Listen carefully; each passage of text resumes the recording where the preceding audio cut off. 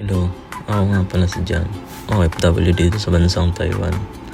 Eto nga, at alasin ko lang ang anak ng inay. At nagkayakayan nga mag-jogging.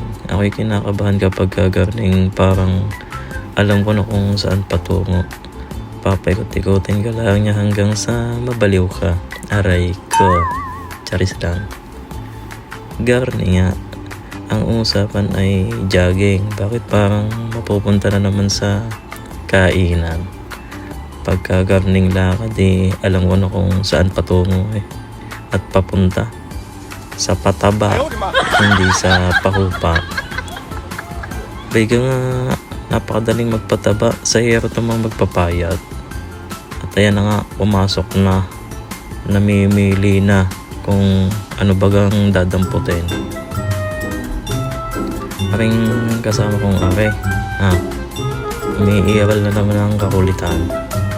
Ikot ng ikot, titingnan kung siya daw bagay pugi sa harap ng camera. Ayan na nga, nasipa na.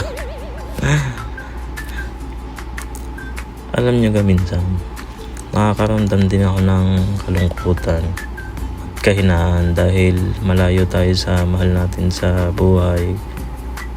Tapos wala pang jowa. Aray ko, talagang napakalungkot.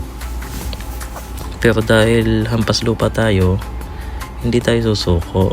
Dahil dyan sa, sabi nga nila, kapag may hirap, palang araw, may ginhawa. Nakasunod yan. Kaya eto, kahit malayo, mahirap, tuloy pa rin ang pangarap. Kahit alam mong hindi na siya babalik. Ay hindi, wala palang ganon. Nung una, wala rin naman sa isipan kong mag-ibang bansa. Pero nga, sa hirap ng buhay natin dyan sa Pinas, why not na mag-apply ako? Baka swerte at mapalad na makapagtrabaho sa bansang Taiwan. At ayun nga, God is good all the time.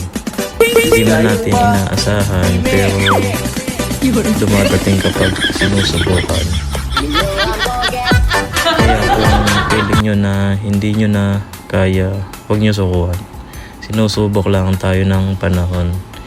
Ibibigay din yan habang lumalaban tayo ng patas. Grind lang ng grind. Di mo mapapansin, nandun na pala tayo sa dating pinapangarap lang natin. Okay.